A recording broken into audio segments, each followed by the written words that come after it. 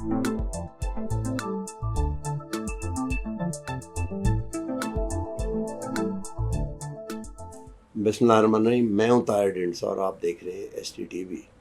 ज़िंदगी गुजारने के लिए हमें वसाइल की ज़रूरत होती है, और वसाइल में तो हर तरह के खाना पीना, कपड़े पहनना एंड ऑल, घर, पेट्रोल, सब कुछ। लेकिन आजकल के ज़माने में हर वसीले की दस्तयाबी के लिए पैसा चाहिए होता है आपको, मॉनेटरी सप्लाई चाहिए इसके लिए। तो ये बार्टर सिस्टम से आगे की जो चीज़ है, इसको हम पैसे में तोलते हैं, और पैसे की वैल्यू के लिहाज से प्राइसिंग होती है और आगे चलता है। अब अगर पैसा थोड़ा है और ज़रूरियात ज़्यादा हैं तो मुश्किलात है। अगर ज़्यादा आ रहा है तो कंफर्टेबल होगा, उससे हम डेवलप करते हैं। यही वो प्रिंसिपल है जिसके ऊपर नंबर्स फर्म अप किए जाते हैं साल में कम से कम एक दफ़ा, जिसे हम कौमी बजट कहते हैं कि हम बजट बनाते हैं, और फिर वो आगे से एक दफ़ा ये वर्टिकली बनता है, फिर हॉरिजॉन्टल स्प्रेड सूबों के साथ, सारा वो लंबी एक एक्सरसाइज है। अब तो खैर वैसे ही ये बजट हर रोज़ ही बन रहा होता है, क्योंकि अगर 30% जो एनर्जी नीड्स हैं, अगर उसकी प्राइसेस चेंज होती हैं तो सारा बजट टॉप सीटर भी हो जाता है। तो लेकिन फिर भी साल में एक दफ़ा फॉर रेफरेंस हम दें, ख़ास तौर पे फिस्कल साइड पे, कि रेवेन्यू की परफॉर्मेंस हमारी कैसी है, और दूसरा एक्रूअल्स पे कि आपने ख़र्च कितना करना है, क्योंकि बाकी तो बात की जो एक्रू कर देते हैं हम, वहीं से होता है। अगर हम उसको रोक लें उस वक़्त तो आगे। अब एक बजट आने वाला है, इस वक्त एक और भी साथ इशू चल रहा है, वो ये है कि बैलेंस ऑफ पेमेंट जो हमने उधार लिए होते हैं उसे चुकाने के लिए तो हमारे हालात ठीक है, IMF और बाकी पैसे आ रहे हैं, किटी में पैसे हैं, लेकिन अल्टीमेटली ये खर्चे हैं और वो उधार वापस करना है। तो वो इकॉनमी, वो प्रोडक्टिविटी जिसके ज़रिए हमने कमा के वापस देना है, उसके असूल के लिए हम आगे क्या के सिलसिला आगे चलते हैं। 2022 तक या 21 में जब 4-5% ग्रोथ हो रही थी तो $80 बिलियन इंपोर्ट चला गया था, जिसे कहते हैं इकॉनमी ओवर हीट हो गई थी, और बैलेंस ऑफ पेमेंट के ऊपर हम चले गए थे और स्ट्रक्चरल डिफ़ॉल्ट की तरफ। अब बजट की क्या पॉलिसी होनी चाहिए, जो कि इकनॉमिक पॉलिसी है, और एडमिनिस्ट्रेशन के लिए ख़ास तौर पे रेवेन्यू कलेक्शन पे रेवेन्यू एडमिनिस्ट्रेशन के लिए क्या करने की ज़रूरत है और किस तरह इसको देख रहे हैं। हमारे साथ मौजूद हैं डॉक्टर आबिद क़य्यूम सुलेरी, उनसे हम पूछेंगे और इस गुफ्तगू में हम इस चीज़ को देखते हैं कि इस वक्त करंट नीड्स के हैं और लॉन्ग टर्म इसको। डॉक्टर साहब, वेरी वार्म वेलकम। थोड़ा सा हमें बताएं, IMF फ्रेमवर्क तो अब लोगों को असबर है, लोगों को पता ही है, बहुत सारा हमें पता है वो प्राइमरी डेफिसिट। थोड़ा सा बताएं कि पॉलिसी इनिशिएटिव और क्या मेन चीज़ें, टारगेट, और आगे गवर्नमेंट इसको किस तरह टैकल कर सकती है। ये जो 25-26 वाला बजट है, ये आम IMF वाला बजट नहीं है। ये थोड़ा सा यूनिक इस सेंस में है कि ये पहली दफ़ा है कि पाकिस्तान 2 IMF प्रोग्राम्स में है, एनवायरमेंटल, और उन दोनों के में जो कमिटमेंट्स हैं उनको पूरा करते हुए ये बजट बनाना है। एक तो रेगुलर प्रोग्राम जो चल रहा था, दूसरा जो रेजिलियंस सस्टेनेबिलिटी फंड जो है 28 माह का प्रोग्राम जो नया शुरू हो रहा है इस माली साल से, और इन दोनों के लिए जो हैं अपनी अपनी कमिटमेंट्स हैं। इनमें से कुछ कमिटमेंट्स ऐसी भी हैं जो कि बज़ाहिर कंट्राडिक्टिंग भी लगती हैं। मसलन क्लाइमेट चेंज वाले में ये कमिटमेंट है कि हम रिन्यूएबल एनर्जी जो है उसको प्रमोट कर रहे होंगे और उसका शेयर बढ़ा रहे होंगे। जो रेगुलर प्रोग्राम है उसमें यह तो नहीं कहा कि रिन्यूएबल एनर्जी को डिस्करेज करेंगे, लेकिन कैपेसिटी पेमेंट चार्जेस जो है उनको कम करना है, और जो एनर्जी सर्कुलर डेटा उसको कम करना है। यानी कि आप जो ग्रिड की बिजली है, जो कन्वेंशनल बिजली है, उसको एक तो उसकी कीमत बढ़ाएं, दूसरा जो है उसको आप कंज्यूम करें, ज़्यादा कंज्यूम करें ताकि कैपेसिटी पेमेंट चार्जेस ना आए। तो ये 2 फ्रेमवर्क्स जो हैं इनके अंदर इस बजट को बनाया जा रहा होगा। इसमें जो तीसरी डायमेंशन ऐड होती है वो है जो कि इस वक्त पाकिस्तान की एक वफ़द US ट्रेड रिप्रेजेंटेटिव्स के साथ नेगोशिएशन में मसरूफ़ है, ताकि टैरिफ्स, वो जो टैरिफ्स हैं और पैरा टैरिफ जो इश्यूज क्रिएट हुए हैं उनसे बचा जा सके। और ज़ाहिर है कि इस वक्त US एडमिनिस्ट्रेशन को जियो पोलिटिकल रीज़न की वजह से भी पाकिस्तान जो है वो नाराज़ करने की पोजीशन में नहीं है और कभी भी नहीं था। और उसमें भी जो टैरिफ के हवाले से जो चीज़ें आएंगी वो इस बजट का हिस्सा बन रही होंगी। तो यानी एक बहुत बड़ा बैलेंसिंग एक्ट है इस वक्त हुकूमत के लिए कि जिसमें उसको रेवेन्यू भी बढ़ाना है।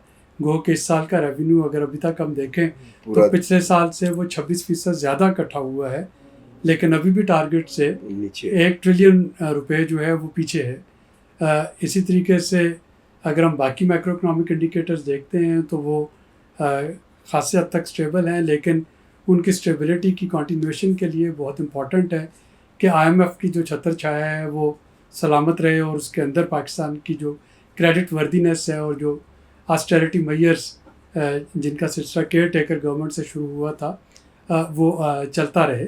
तो एक तरफ तो आपको रेवेन्यू बढ़ाना है, दूसरी तरफ आपको अपने एक्सपेंडिचर्स कम करने हैं, तीसरी तरफ आपको रिन्यूएबल एनर्जी का शेयर बढ़ाना है, चौथी तरफ आपको जो रिन्यूएबल एनर्जी की जो बड़ी रैपिड अडॉप्शन हो रही है उसको कंट्रोल करना है, ताकि आपके जो हैं कैपेसिटी पेमेंट चार्जेस वो भी अदा हो रहे हों। फिर आपको रेवेन्यू बढ़ाने के साथ साथ टैरिफ जो हैं उनको भी रिड्यूस करना है ताकि अमेरिका के साथ जो आपके मामलात हैं वो तय पा सकें। स्पेशली ऑटो व्हीकल्स पे जो टैरिफ्स होंगे उनको देखना होगा। तो ये इस सारे में जब हम बजट को देखेंगे तो मेरा ख्याल है कि एक बैलेंसिंग एक्सरसाइज तो है ही है, लेकिन इसमें कुछ ना कुछ जो है वो अपॉर्चुनिटीज़ निकल रही होंगी। एक अपॉर्चुनिटी जो है वो तो इकॉनमी डॉक्यूमेंट करने की निकल रही है, और हमने ऑलरेडी देख लिया कि जो नॉन फाइलर कैटेगरी का ख़त्म करना, जो कि कई सालों से ये बात की जाती थी और कई हुकूमतें इस बात का ऐलान कर चुकी थी कि आपका NTN नंबर जो है वो आपका NICIC वही आपका NTN नंबर होगा, आपको अलहदा से रजिस्टर्ड करवाने की ज़रूरत नहीं है। यानी कोई भी जो बालिग 18 साल से ऊपर है उसको अपनी इनकम टैक्स रिटर्न जो है वो सबमिट करनी है, खा वो नील की हो, कोई आमदनी नहीं, कोई उस पर टैक्स लायबिलिटी नहीं, लेकिन आप उसमें रिटर्न तो अपनी जमा करवाएं। इसी के साथ साथ फिर वो नॉन फाइलर्स के लिए जो और बहुत सी कदगन लगाई जा रही हैं वो मेरा ख्याल है कि एक बड़ी खुशाइन चीज़ है, स्पेशली वो लोग जो कि फॉर्मल और डॉक्यूमेंटेड इकॉनमी का हिस्सा हैं। इसके साथ साथ अगर आप देखें तो जो इस वक्त हुकूमत 2 कोशिशें कर रही है, एक तो सैलरीड क्लास को कुछ रिलीफ देने की, सैलरी तो मैं नहीं समझता कि बढ़ा पाएगी, लेकिन टैक्स में रिलीफ देने की। दूसरी वो कोशिश कर रही थी या अभी भी उसकी कोशिश है कि जो एग्रीकल्चरल इनपुट है उस पे सेल्स टैक्स जो है वो उस तरीके से ना लग पाए। ऑब्वियसली जब भी IMF से इस तरह की बात की जाएगी तो IMF आपको याद दिलाएगा कि 1 ट्रिलियन रुपए का तो आपका पहले से खसारा मौजूद है जो रेवेन्यू आप नहीं पूरा कर सके। तो आप इसका क्वेश्चन बता दें कि रेवेन्यू तो ये देखें पिछले साल, ये जो साल चल रहा है, 470 अरब रुपए उन्हीं लोगों से ज़्यादा लिए गए जो पहले टैक्स दे रहे हैं सैलरी क्लास के लिए, और मेरी सैलरी में कुछ रेज़ हुआ पीछे जाके, जो टेक होम है मेरा वो पहले से कम हो गया क्योंकि मैं स्लैब दूसरी में। आप रेज वापस कर रेज वापस करता हूँ। मैंने तो किया रिक्वेस्ट कि रेज वापस ले ले। आप रेज वापस वो नहीं, एक्चुअली जो टेक होम है वो उसमें कम होगी। तो गवर्नमेंट को कुछ अंडरस्टैंड करनी चाहिए कि ये तो फिर लोग टैक्स देना वो कहेंगे कि नहीं, लेकिन किस हद तक आप गवर्नमेंट बन के देखो ना कि अगर आप नहीं ब्रॉड क्यों नहीं। एक और दूसरी चीज़ बताऊँ, मैंने बड़ी दफ़ा ये मिसाल दी है लेकिन फिर भी वो मैं दोबारा देता हूँ कि वो है बिल्कुल जाम बैठे हैं। नीचे हमारे एक दुकान है, वो हीटर पुराने बेच रहा है और इस तरह की चीज़ें बेच रहा है। सर्दियों में मैंने देखा है कि एक दिन में उसकी सेल 6-7 लाख तक भी गई है पुराने हीटर्स की, जिसमें प्रॉफिटेबिलिटी ये सेल थी मतलब 5-6 लाख रुपये देता ही नहीं टैक्स। सेल्स टैक्स भी कोई नहीं, दुकान का साइज। अब जब तक ट्रेडर्स और रिटेलर्स को आप नहीं लेके, ये पीछे हम जहाँ पे एंट्रेंस है हमारे गार्ड बैठते हैं उनके पीछे एक दुकान वाला है, जाके आप जाके देखें। मेरा ख्याल है आपकी और मेरी दोनों की तनख्वाह मिला के एक और की भी उसकी इनकम ज़्यादा है, कुछ भी नहीं दे रहा। इसलिए कि ये कॉन्स्टिट्यूंसी पॉलिटिक्स में दे आर एक पार्टी के ये वोटर हैं। اسی طرح آپ آئی پی پیز کی جو بات کر رہے ہیں کہ یہ تو ایڈمنسٹریٹو میئرز کے لے کے ہیں. اب آپ ہمیں سب کو پتہ ہے کہ وہ جو کیپیسٹی پیمنٹ تھی ان میں جو انویسٹمنٹ تھی لوکل لوگوں کی تھی, میں نام نہیں لے رہا کسی کی. تو آپ سمجھتے ہیں کہ جب تک یہ ایلیٹ کیپچر جو ہے پولیٹیکل ایلیٹ کو ہاتھ نہیں ڈالا جاتا یہ ایڈمنسٹریٹو میئرز تو نہیں چل سکیں. آپ سمجھتے ہیں طاہر خوشائند بات یہ ہے کہ اس وقت وہ گورنمنٹ کریٹو ڈسٹرکشن جسے کہتے ہیں, گورنمنٹ جو ہے اس وقت وہ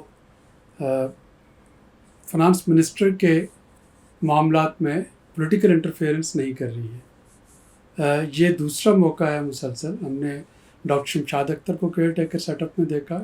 ڈاکٹر شمشاد اختر کے پاس جو تھی ایک ڈیسیژن میکنگ پاور تھی اور وہ کر رہی تھی. اسی طریقے سے اب سینیٹر اورنگزیب جو ہیں وہ ایک ڈیسیژن میکنگ کر رہے ہیں. اور میرا خیال ہے کہ یہ اب مجبوری بن جائے گا آہستہ آہستہ ان تمام سیکرڈ کاؤز کو ٹیکس نیٹ میں لے کے آنا, کیونکہ سیلڈ کلاس پہ تو اب آپ مزید بوجھ ڈال نہیں سکتے ہیں. تو آبویسلی اب آپ کو ان سب کو ٹیکس نیٹ میں لانا ہوگا. اگر حکومت اپنی پولیٹیکل پاپولیرٹی جو ہے وہ قائم رکھنا چاہتی ہے تو اس کو کہیں نہ کہیں پہ ریلیف دینا ہوگا. اس ریلیف کو دینے کے لیے ریونیو چاہیے ہوگا. وہ ریونیو جو ہے وہ ایگزسٹنگ ٹیکس پیئر سے تو نہیں آ سکتا مزید. تو اس کا مطلب یہ ہوگا کہ جو نئے سیکٹرز ہیں, ریٹیل سیکٹر کی جیسے ہم بات کر رہے ہیں, یا جو ٹریڈرز ہیں, انکم اینڈ ایگریکلچر پہ لیجسلیشن ہو چکی ہے, گو کہ اس کی شاید امپلیمنٹیشن مشکل ہوگی, چونکہ ایگریکلچر اگین ایک بالکل انڈاکومنٹڈ سیکٹر ہے. لیکن آہستہ آہستہ اس کا جو احاطہ کار ہے وہ میں وسیع ہوتے ہوئے دیکھ رہا ہوں. اچھا ٹھیک ہے, اب اس کو تھوڑی سی بات کر لیتے ہیں کیونکہ امپورٹنٹ بہت ہے. وہ میری کچھ ریزرویشنز بھی ہیں ٹیرف والے معاملے کے اوپر. وہ آپ کو یاد ہوگا ایک سسٹینیبل ڈیولپمنٹ کانفرنس میں ڈاکٹر حفیظ پاشا نے ایک اسٹڈی دی تھی. مجھے ابھی تک وہ پتہ نہیں کیوں یاد رہے گی یہ تھوڑی سی. اس میں سے اس کا یہ تھا کہ اگر آپ نے 4% گروتھ بڑھانی ہے اور جو ہمارا سائز ہے اکانومی کا, تو آپ کو 16 بلین کے ایکسٹرا امپورٹس کرنی پڑیں گی. 2022 میں ایگزیکٹ یہ ہوا تھا, 4% بڑھی تھی اور 80 بلین پہ امپورٹس چلی گئی تھی. اوور ہیٹ ہونا جسے ہم کہتے ہیں کرنے کے لیے.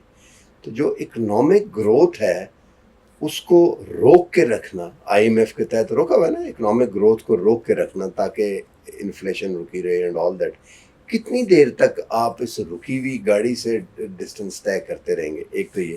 دوسرا یہ ہے کہ جو ٹیرفس کا سلسلہ ہے, ایک تو خیر آپ کو بڑی مبارک ہوگا, آپ ٹوٹا سے نکل کے شیوی چلانا شروع کر دیں گے امریکہ پہ. اگر وہ ٹیرف لگا دیتے ہیں جو ہے بھائی اب بیوک چلانی شروع کر دیں گے. یہ تو ہے کچھ لوگوں کو تو یہ ٹیرف کا فائدہ ہوگا, لیکن اوور آل جو ٹیرف ہیں وہ تو امریکہ کو اگر آپ نے خوش کرنا ہے تو وہ تو پیونیٹیو ٹیرف ہیں اگر دیکھا جائے تو. وہ کوئی ریسیپروکل ٹیرف تو نہیں ہے اگر دیکھا جائے. میرا آئی ڈونٹ نو کہ تو اس میں تو اگر آپ یہ کریں گے, پہلے بھی جو ٹیرف کیسکیڈ کیے تھے دوحہ ڈیولپمنٹ ایجنڈا کے دوران, آپ کو شاید پتہ نہیں یاد ہوگا, اس میں کہتے ہیں کہ نیٹ $25 بلین کا پاکستان کا لاس ہوا. اور یہ $25 بلین اگر آپ پرچیزنگ پاور پیرٹی پہ دیکھیں تو 100 بلین بنتا ہے آج کے لحاظ سے. میں نے کہیں دیکھ رہا تھا. طاہر دیکھیں ٹیرف کا جہاں تک اس کو بجٹ کے ساتھ رکھ کے سوچیں نا آپ, ٹیرف کا جہاں تک پروڈکٹیوٹی کے ساتھ رکھ کے ٹیرف کا جہاں تک معاملہ ہے تو ٹیرف کی ریشنلائزیشن اور ٹیرف کو یہ 5 سال کی پالیسی ہے, چینج کرنا جو ہے, اپڈیٹ کرنا جو ہے, امینڈ کرنا وہ بڑا ضروری ہے. ٹیرف آپ کے اسٹیٹک نہیں رہ سکتے, وہ ڈائنامک ٹیرف ہوں گے اور وہ پوری دنیا کے ساتھ رہ کے آپ کو اپنے معاملات جو ہیں وہ طے کرنے ہیں. سیکنڈ, ٹیرف کو کبھی بھی ریونیو کلیکٹنگ پالیسی کے طور پہ نہیں لینا چاہیے. نہیں وہ تو نہیں لینا ٹھیک ہے.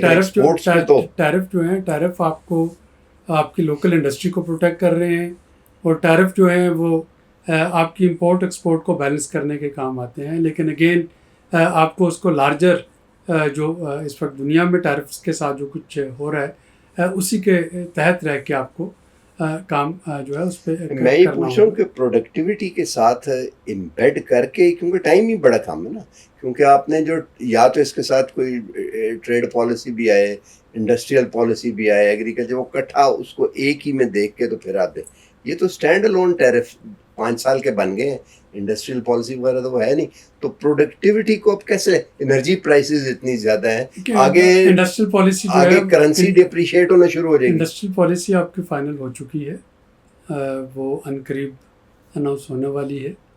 ایس ٹی پی آئی نے اس میں کافی میجر رول پلے کیا ہے. جو انرجی پالیسی ہے وہ یہ بجٹ جو ہے یہ انرجی پالیسی ہی ہوگا بیسیکلی, اور آپ کو اس میں بڑی کلیئرٹی کے ساتھ آپ فسکل پالیسی کو انرجی پالیسی کہہ رہے ہیں؟ نہیں, جو بجٹ میں جو ٹیرفس کی میں بات کر رہا ہوں, ٹیرفس کی بات, جو الیکٹریسٹی ٹیرفس کی جو بات ہو رہی ہوگی وہ فسکل ہی ہے نا, وہ بیسیکلی آپ کی انرجی پالیسی ہوگی کہ اس وقت فسکل کنسیڈریشن اس وقت انرجی پالیسی تو بڑی کلیئر ہے نا آپ کی, کہ آپ کو دیکھنا ہے کہ آپ کو کیپیسٹی پیمنٹ چارجز سے جان چھڑانی ہے, یا آپ اپنی موجودہ جو کنونشنل بجلی ہے اس کے ریٹ کم کر دیں تاکہ لوگ اس کے اپٹیک زیادہ کر دیں اور کیپیسٹی پیمنٹ چارجز نہ دینے پڑیں. اس پہ ایک اور پروگرام کریں گے بالکل بجٹ کے عید کے بعد. بجٹ 10 کو ہی شاید اگر ہے 10 کو ہے تو صبح میں 9 تک تو چھٹیاں انہوں نے دی ہوئی ہیں. بہرحال عید سے ہم بعد کوشش کریں گے بعد میں اس کو اور کرنے کے لیے. انوائرمنٹ والے پہ آ جاتے ہیں.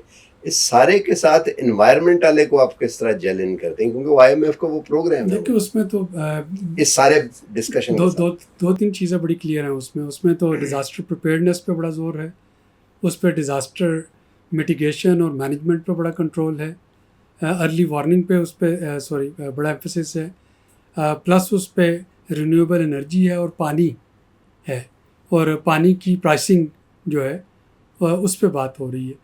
تو پانی کی پرائسز میں اس میں بڑھتے ہوئے دیکھ رہا ہوں, اور بدقسمتی سے ہمارے ہاں وہی چیز کنزرو ہوتی ہے جس کی قیمت بڑھ جائے. گیس کی قیمت بڑھ گئی تو ہم نے گیس کی کفایت شعاری شروع کر دی, بجلی کی قیمت بڑھ گئی تو بجلی کی کفایت شعاری شروع کر دی. پانی کو ہم بہت بے دریغ استعمال کر رہے ہیں, تازہ پانی کو, اور جو اس وقت سنتاس معاہدے کے ساتھ انڈیا کر رہا ہے اس میں ہماری پوری تیاری ہونی چاہیے کہ ہم پانی کا ایک قطرہ سوچ سمجھ کے استعمال کریں اپنے کسی بھی ورس کے سینیریو کے لیے تیار رہنے کے لیے. تو پانی کی قیمتیں بڑھنا میرا خیال ہے کہ اگین شاید وہ ایک جو ہے بہتری نکل آئے گی اس میں سے کہ ہم پانی کو کنزرو کرنا شروع کر دیں گے. کاربن لیوی یا کاربن ٹیکس جو ہے اس وقت کیونکہ یہ کوشن موجود ہے حکومت کے پاس, $65 پر بیرل پہ جو ہے انٹرنیشنل مارکیٹ میں کروڈ بک رہا ہے, اور اوپیک نے ابھی اعلان بھی کیا ہے کہ وہ اپنے جو ریزرو ہیں پروڈکشن اس کو بڑھا رہے ہوں گے. تو وہاں پہ حکومت کے پاس کوشچن ہوگا کہ لیوی کو وہ امپوز کر دیں تاکہ موجودہ قیمتیں اسی لیول پہ رہیں, کنزیومر کے لیے مزید نہ بڑھائی جائیں, لیکن وہاں سے لیوی جو ہے وہ آ رہی ہو. تو یہ کچھ چیزیں ہوں گی جو کہ اس آپ کا جو کلائمیٹ چینج سے متعلقہ جو کمٹمنٹس ہیں ان کو پورا کرنے کے لیے بجٹ میں مدد ملے گی. ایک اور جو اس میں اچھی چیز آئے گی کہ اگلے 2 سال آپ کافی سارا کلائمیٹ چینج سنیں گے, تو آپ بجٹ میں کلائمیٹ چینج ٹیگنگ, جو کلائمیٹ چینج اور کاربن ٹیکسانومی, اور اس طرح سے ضروری ہے حکومت کے ہر انیشیٹو میں اس IMF پروگرام کی وجہ سے آپ دیکھیں گے کہ کلائمیٹ چینج جو ہے اس کے ساتھ ڈائریکٹلی یا انڈائریکٹلی اس کو لنک کیا جا رہا ہوگا. ہاں, نومن کلیچر ہی ہوتا ہے. ایک دفعہ نومن کلیچر بن جائے تو پھر وہ چیزیں آگے چلتی رہتی ہیں. بالکل ٹھیک ہے. تو یہ کچھ تھوڑے سے حقائق تھے, اور ظاہر ہے یہ اتنی اہم ڈسکشن ہے کہ اب بجٹ جو ہے وہ کوئی انٹلیکچوئل ڈسکورس نہیں رہا, بلکہ یہ تو بالکل عام آدمی کو ڈائریکٹ افیکٹ کرتا ہے. اور ایک بڑی اہم چیز ہے کہ گزشتہ اگر آپ 10-15 سال میں دیکھیں, بلکہ 20 سال میں دیکھیں, تو مجھے یاد ہے کہ انرجی جو ہے وہ 5% ہوتی تھی ہاؤس ہولڈ کے خرچے میں, 5-6%, اس سے زیادہ نہیں تھی ہوتی. میں بالکل پورے یقین سے یہ کہہ سکتا ہوں. اور اس وقت میں کیلکولیٹ کر رہا تھا یہ تقریباً 30% کے قریب اینکر ہوئی ہوتی ہے. 30% آپ کا بجٹ جو ہے وہ انرجی میں جا رہا ہوتا ہے. ایک زمانے میں سب سے بڑا جو بل ہوا کرتا تھا وہ اگر آپ کرائے کے گھر پہ رہ رہے ہیں تو وہ رینٹ ہوتا تھا, اور لوگ چاہتے تھے کہ گھر اپنا. اس وقت رینٹ سے انرجی جو ہے وہ کئی اکثر کیسز میں, خاص طور پہ مڈل انکمز میں, وہ آگے نکل گئی ہے, کیونکہ رینٹ تو وہ چھوٹا گھر لے لیتے ہیں لوگ, اور انرجی جو ہے وہ کنزیوم کرنی پڑتی ہے اس کو. تو حکومت کے پاس بہت سی جو ایکیمولیٹڈ ڈیفیسٹ ہو گئے ہیں بیڈ گورننس کے, اس کا اتنا سٹاک ہو چکا ہوا ہے گزشتہ 20-25-30 سال کا آ کے کہ اب اس کو کریکٹ کرنے کے لیے بڑا ہرکیولین ٹاسک ہے یہ. بہرحال دیکھتے ہیں کہ کس طرح گورنمنٹ کرتی ہے اس کو, اور بالکل جو نچلا طبقہ اس کا کتنا خیال رکھ سکتے ہیں, اور ملک کو بھی کس طرح چلتا رکھ سکتے ہیں. ایک چیز جس کا ہم نے ذکر نہیں کیا وہ یہ بھی ہے, اس پہ الگ سے پروگرام ہے, کہ اب جو ہماری اس وقت کنٹینجنٹ لائبلٹیز ہو گئی ہیں, ایک طرح سے اگر کہا جائے تو بولڈ لفظ ہے بٹ وہ ڈیفنس کی ہیں، تو اس طرف بھی ڈائیورٹ ہی اب آگے چلنے والے کا یہ بھی اب مستقل شاید رہے گا. تو دیکھتے ہیں آگے یہ کس طرح چلتا ہے. آج تک کے لیے اتنا ہی، ملتے ہیں اگلے پروگرام میں. اللہ حافظ.